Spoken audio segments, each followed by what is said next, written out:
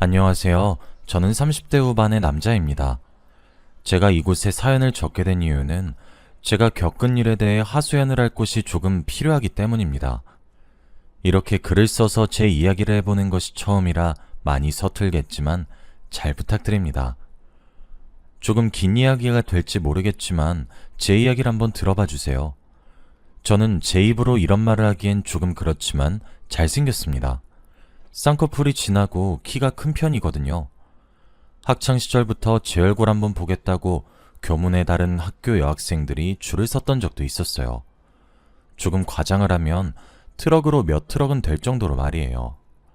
발렌타인데이처럼 마음을 전할 수 있는 기념일 같은 날이 되면 제 양손은 엄청 무거웠어요.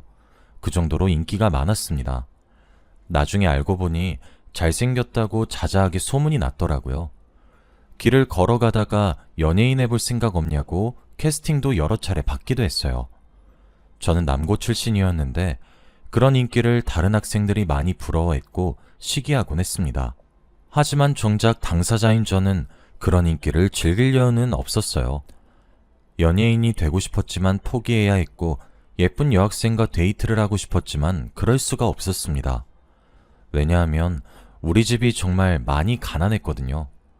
저와 여동생이 자라기 시작하면서 점점 우리 집의 가세가 기울어졌습니다.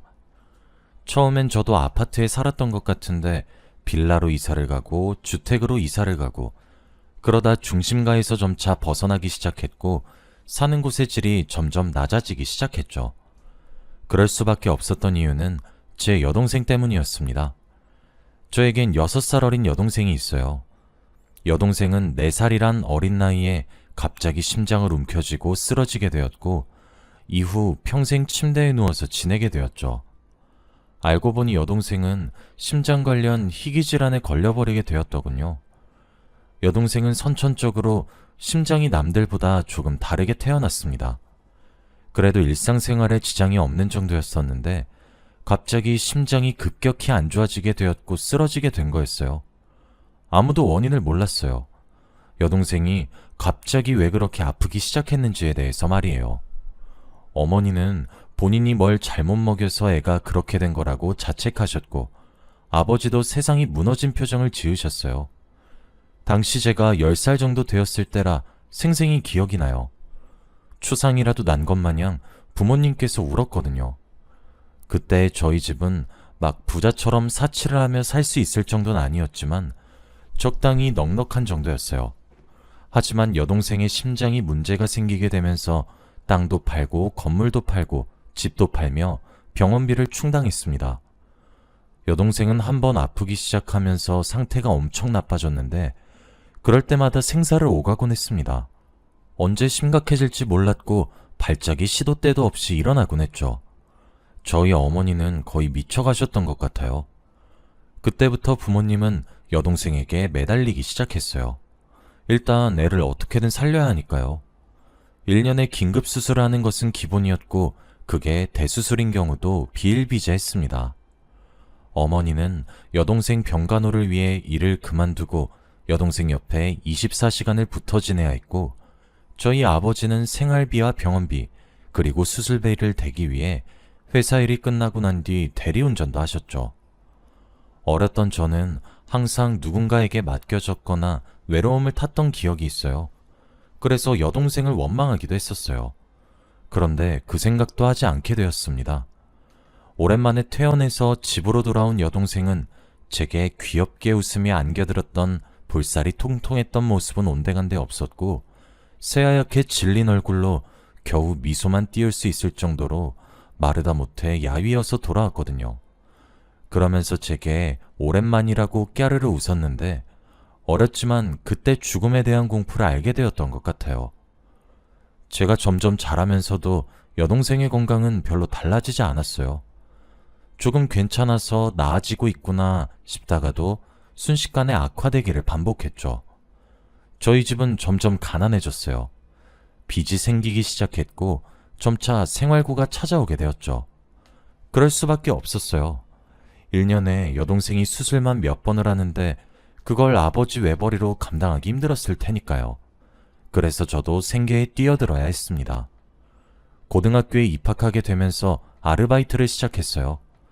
그런 제게 학창시절을 즐길 여유 따위는 존재할 수 없었습니다. 친구와 놀러갈 바엔 전단지를 하나라도 더 붙이곤 했어요. 그럼에도 불구하고 저는 여동생과 부모님을 원망하지 않았어요. 또래보다 훨씬 작은 몸으로도 어른들도 겁내는 수술을 잘하고 오겠다고 씩씩하게 대답하는 여동생을 사랑했고, 그런 여동생을 위해 정말 닥치는 대로 일을 하고 고생하시는 부모님의 희생정신이 멋졌거든요. 부모님과 저는 지칠 때마다 서로를 위로했고 희망을 얘기하며 마음을 다지곤 했었어요. 저는 바로 취업을 해서 좀 더 생활에 보태고 싶었지만 그래도 대학만큼은 부모님께서 억지로 보내셨어요. 저는 대학교 1학년 1학기를 마치자마자 일찍 군대를 갔어요.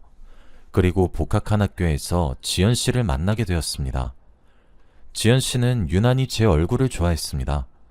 첫 만남에서도 제 얼굴이 이상형이니까 번호를 달라며 대뜸 손부터 내밀었죠. 지연 씨는 저보다 2살 연상이었어요.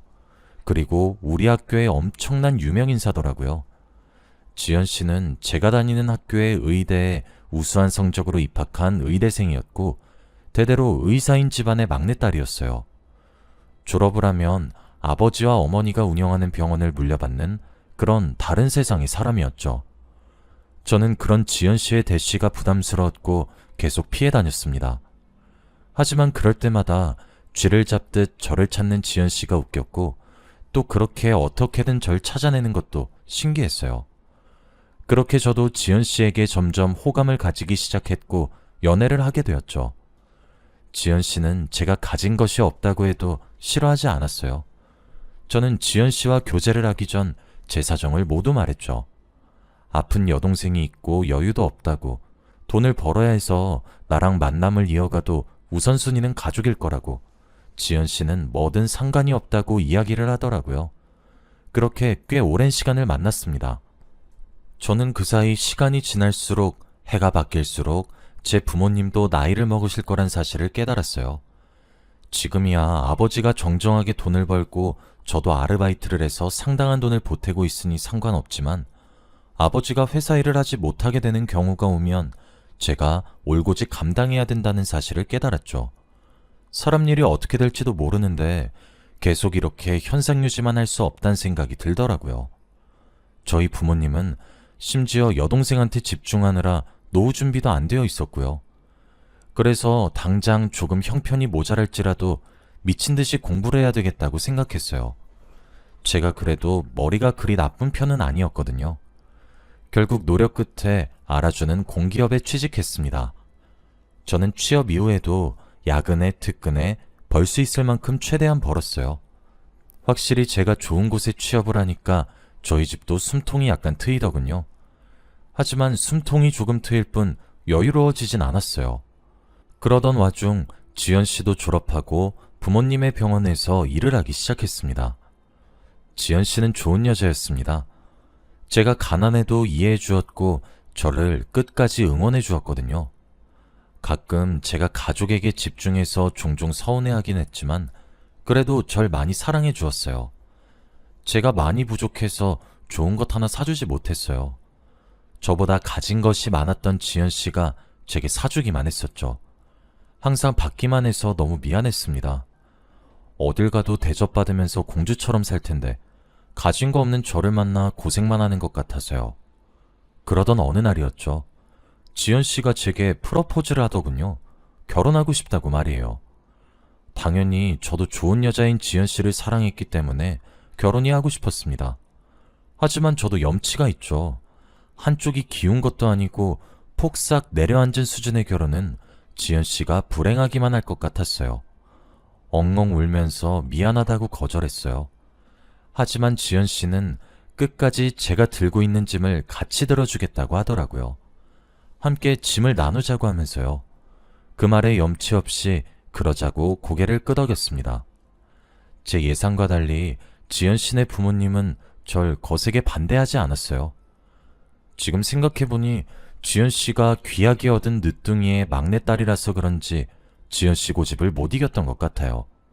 대신 제게 내민 조건은 하나였습니다. 처가살이를 할 것. 저는 이렇게 흔쾌히 제 결혼을 찬성해주신 처가댁 사람들이 너무 감사해서 당연히 오케이 했어요. 그렇게 결혼을 하고 지연 씨와 부부가 되었고 처가살이가 시작되었죠. 그리고 정말 지옥 같았습니다. 사람을 무시하는 건 일상이었어요. 배운 사람들이라 그런지 정말 우아하게 사람의 자존심을 자근자근 밟으시더라고요. 지연 씨 모르게 말이에요. 그런데 너무 슬펐던 건 그 사람들이 비난 어린 어조로 제게 독하게 쏘아붙였던 말이 전부 맞았단 거예요. 제가 가진 것이 있는 것도 아니었고 대단한 직업을 가진 것도 아니었고 돈을 잘 버는 것도 아니었죠. 심지어 결혼하고 난 뒤 지연 씨가 따로 여동생 병원비를 도와주고 있으니 염치 없다고 손가락질을 받아도 제가 할 말이 없더라고요. 저 같아도 귀하게 키운 막내딸, 저처럼 쥐뿔도 없는 남자한테 시집 가겠다고 하면 화가 날 것 같아서 그래서 아무런 대꾸도 못했어요. 그래도 이 집에서 지연 씨만큼은 제 편이어서 견딜 수 있었어요. 그런데 그것도 얼마 가지 않더라고요. 결혼한 지 한 3년 정도가 되던 해부터 지연 씨가 조금 겉돌기 시작했습니다. 점점 제가 어떠한 신호를 느꼈던 것 같기도 해요. 저를 사랑한다고 했던 몇 년 전과 달리 제게 싸늘하게 대하는 지연 씨를 느꼈거든요. 처음엔 예민한가 싶기도 했고 제가 뭘 잘못한 줄 알았어요. 저는 결혼하고 나서 지연 씨에게 최선을 다하며 살아서 뭐가 잘못된 것인지 몰랐죠. 그런데 지연 씨의 태도는 제가 문제가 아니더군요. 며칠 뒤에 지연 씨가 자는 사이에 본 휴대폰으로 사실을 알게 되었습니다. 지연 씨가 외도를 하고 있다는 사실을 말이에요. 상대는 동료 의사였어요. 그런데 따지고 들지를 못하겠더라고요. 외도 상대보다 제가 뭐 하나 나은 점이 없다는 사실에 기가 죽어서요. 그렇게 가슴에 묻고 아무것도 모르는 척하면서 지냈습니다. 지나가는 바람이겠지 하고 애써 아무렇지 않게 넘기려고 했었어요. 그렇게 1년이 지났습니다. 여동생이 위독해졌어요. 이제껏 생사의 고비를 넘기지 않았던 적은 단 한 번도 없었지만 이번엔 정말 심각했죠. 마음의 준비를 하시라는 의사 선생님의 말씀에 제정신을 차릴 수가 없었어요. 그때 여동생이 숨을 헐떡이며 제게 손짓을 하더라고요. 곁으로 다가가니 제 손을 꼭 잡아주며 이야기를 했어요. 오빠, 미안해. 내가 아파서 다들 희생만 하게 해서 너무 미안해. 항상 발목 잡아서 미안해. 나 다들 얼마나 힘든지 알고 있어. 나 때문에 많이 힘든 것도 알고 있어. 이런 순간이 조금이라도 빨리 왔으면 오빠랑 우리 엄마 아빠도 덜 힘들었겠지? 항상 피해만 주는 동생이어서 매번 미안했어. 오빠 하고 싶은 것도 못하게 된 것도 나 때문이라 미안했어. 이제 오빠가 하고 싶은 대로, 살고 싶은 대로 살아. 바보같이 왜 그런 말을 하냐고 바락바락 소리를 질러도 여동생은 희미하게 웃을 뿐이었어요. 끝까지 부탁만 하고 가서 미안해. 난 정말 폐만 끼치는 것 같아. 내가 없어도 오빠가 우리 엄마 아빠 잘 챙겨줘. 알았지? 내가 많이 사랑하는 것도 알지? 여동생은 그 말을 끝으로 결국 그날 밤을 넘기지 못하고 생을 달리했습니다. 제정신을 유지하는 게 사실 참 힘들었어요. 그런데 그때 저희 동생을 참 오랜 시간 동안 담당해 주셨던 간호사님이 조문을 오셨더군요. 그러면서 제게 조심스럽게 다가와 이야기를 하나 해주는데 너무 충격적이더군요. 저는 사실 여동생이 그런 생각하고 있다는 사실에 많이 놀랬었어요. 물론 저도 어렸던 나이에는 여동생이 부담이라고 생각한 적이 있었지만 커가면서 당연하다고 생각했지 단 한 번도 여동생 때문에 포기한다거나 이런 생각은 한 적이 없는데 어째서 저런 말을 하나 의아하기도 했죠. 간호사의 말에 의하면 지연 씨가 여동생이 생을 달리하기 일주일 전에 찾아왔다고 합니다. 찾아와서 이렇게 말했대요. 아가씨 언제 죽어요? 아가씨는 염치도 없어요? 당신네 오빠 나한테 설설 기잖아. 너 병원비 때문에. 무슨 양반집에 팔려온 기생도 아니고. 아가씨 밑에 들어가는 병원비가 1년에 몇 천만 원은 우스워. 알고는 있어? 밑 빠진 독에 물을 부어도 이보다 보람찰 것 같은데 말이야. 너 때문에 내가 바람을 펴도 그걸 알면서 이혼하자 말 못하는 꼴을 네가 보면 얼마나 죄책감을 느낄까? 아주 남매가 쌍으로 남의 집안 등골을 빨아먹고 있는데 진짜 너희 가족은 무슨 기생충이니? 적당히가 없어? 그 말에 여동생은 지금 무슨 소리냐고 화를 발칵 냈다고 합니다. 하지만 소용이 없었대요. 사실 나 지금 만나고 있는 사람 나랑 비슷한 환경에서 자란 남자야. 그 사람 아이 가졌고 그래서 나는 네 오빠한테 이혼하자고 이야기할 생각이야. 아마 네 병원비 몫으로 얼마 챙겨준다 그럼 좋다고 이혼 안 하겠니? 너희 가족 돈 없잖아. 라고 말을 하며 지연 씨는 깔깔 웃으면서 누워만 있는 여동생을 조롱했다더군요. 심장이 아파서 그런지 여동생에게는 스트레스가 정말 치명적입니다. 지연 씨의 방문 이후로 여동생의 몸 상태는 갈수록 쇠약해져 갔고 결국 생을 달리하게 된 것이었어요. 어쩐지 죽는 순간까지 미안함으로 가득 찬 여동생의 얼굴이 이상하다 했더니 지연 씨가 입방정을 떨었더군요. 분노를 걷잡을 수가 없었어요. 저는 지연 씨의 외도를 참았던 것은 지연 씨의 재산 때문이 아니라 지연 씨가 다시 제게 돌아오겠지 싶었고 여전히 정말 사랑하고 있기 때문에 기다렸던 거였어요. 지연 씨 스스로가 그만두는 것을요. 그런데 뒤에서는 제 여동생에게 몹쓸 말을 하는 걸로도 모자라 남의 남자아이를 임신까지 해왔다는 말에 화가 미친 듯이 나더군요. 그제서야 장례식장을 둘러보니 제 여동생이 죽었다는 사실을 다 알면서 처가댁 식구 한 사람도 오지 않았더군요. 하지만 그 와중에 지연 씨는 절은 하지 않았지만 부조금을 넣고 갔더군요. 저 모르게요. 눈을 감는 순간까지 죄책감 따위와 같은 감정을 겪게 해서 여동생에게 너무너무 미안했어요. 그리고 하고 싶은 대로, 살고 싶은 대로 살아달라는 여동생의 유언을 들어주고 싶었죠. 처음엔 복수를 하려고 했습니다.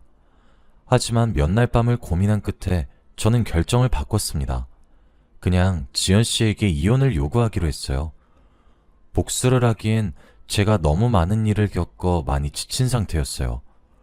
정말 모든 것을 포기하고 싶을 정도로 심신이 많이 지쳐 있어 누군가와 싸울 수 없겠더군요. 그냥 그저 그곳을 탈출해 여동생이 부탁했던 것처럼 부모님을 모시고 지내고 싶었어요. 저는 지연 씨에게 모든 것을 알고 있고 당신의 뱃속에 자라고 있는 아이까지 누구의 아이인지 안다고 그냥 소송까지 가지 말고 이혼하자고 했습니다. 모든 걸 다 포기한 심정이어서 그런지 담담하게 이야기를 할 수 있게 되더군요. 그리고 고맙다고도 했어요. 여동생에게 못된 말을 한 것도 맞는 말이지만 여동생의 생명줄을 최대한 늘려준 것이 지연 씨였으니까요. 그런 저를 보며 지연 씨가 미안하다고 조용히 이야기를 하더군요. 홧김에 정말 홧김으로 여동생에게 그런 말을 하고 돌아왔는데 자신 때문에 그렇게 된 것 같아 마음이 너무 무겁고 죄책감 때문에 힘들다면서 제게 조용히 사과를 건넸어요. 끄끄거리며 우는 지연 씨를 보니 태교에 안 좋겠다 싶기도 했어요. 지연 씨와 결혼하고 나서 우리 집안의 경제적 지원을 많이 받은 것은 사실이었으니 이왕 헤어지는 거 잘 살라고 말해주고 싶었습니다. 그냥 훌훌 털어버리고 싶었거든요. 지연 씨는 이혼해줘서 고맙다고 했고 우린 조용히 협의이혼을 했습니다. 몇 년이나 살을 부대끼며 살았는데 이혼하는 데는 몇 달도 채 걸리지 않더군요. 지연 씨는 제게 15억의 위자료를 주었어요. 받지 않겠다고 했지만 그간 절 상처 주고 제 가족에게 상처 주고 끝끝내 여동생에게 상처 준 것이 미안하다고 속죄의 값으로는 부족하겠지만 받아달라고 하기에 받았습니다. 그 돈으로 저는 저희 집에 있는 빚을 전부 해결했고 그러고도 돈이 몇 억이 남아 작은 빌라를 하나 매입해서 부모님을 모시면서 셋이서 함께 지내고 있어요. 저희 가족은 생각보다 잘 지냅니다. 어머니는 소일거리를 하나씩 얻어와서 일을 하기 시작하고 아버지는 곧 퇴직을 앞두고 계십니다. 여동생의 빈자리가 무척이나 크지만 오랜 기간 동안 저희 가족들도 조금씩 이별을 준비해와서 그런지 다들 씩씩하게 이겨내려고 하고 있어요. 지연 씨는 제게 많은 상처를 줬지만 참 고마웠던 것들이 많아 쉽게 미워하기도 힘드네요. 너무 기우는 결혼이어서 그런지 안 좋은 결말이 당연한 것 같기도 하고 참 마음 한켠이 싱숭생숭하네요. 지금은 저도 만나는 여자가 있습니다. 지연 씨와 헤어지고 몇 년이 지나 알게 된 여자인데 수수한 사람이에요. 저와 비슷한 수준의 연봉을 받고 비슷한 씀씀이를 가진 여자거든요. 눈치 보지 않는 것이 참 편한 것 같기도 하네요. 아마 이 여자와 재혼을 하게 될 것 같아요. 저와 잘 맞기도 하고 제가 겪었던 일을 따뜻하게 위로해준 사람이거든요. 이제 저도 편안한 삶을 살 수 있을 거란 생각이 요즘 들기 시작합니다. 하늘에 있는 여동생의 제 선택을 보며 기뻐해줬으면 좋겠네요. 여기까지가 제 이야기였습니다. 긴 이야기 들어주셔서 감사합니다.